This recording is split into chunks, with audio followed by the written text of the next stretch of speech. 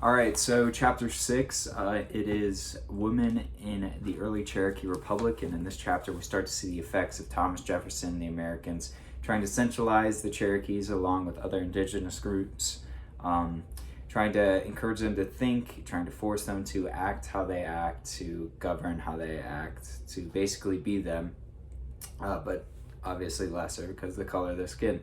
So we have what's called the formation of the early Cherokee Republic, which in it,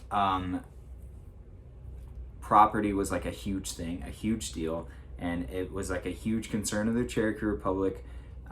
This involved both public and private property and the question of who owned what, and this intersected ultimately the lives of women.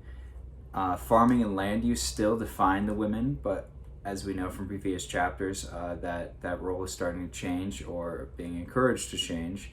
But because of this, women still tended to know less about private property. Laws undermined the matriarchy and the traditional clan actions.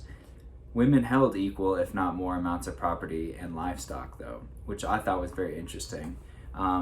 This would include estates, slaves, and like I mentioned, livestock. So the chapter really lays it out as kind of a neutral thing. Women and old traditions still had a place in the Republic, but also at the same time there's like a shifting of more paternal motives taking over internally. The U.S. to my surprise, honored Cherokee marriage laws, but because and some white men actually sought out to marry Cherokee women to take their land because that's how that was. So that was kind of just scummy to see. It's from my point of view.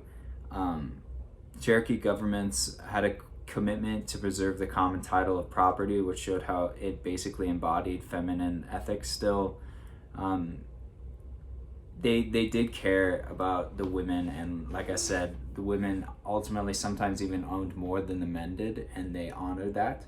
But again, there's this internal shift, and you're starting to see it more. More white men are just trying to acquire this land by marrying. Some marriages did work out and some didn't.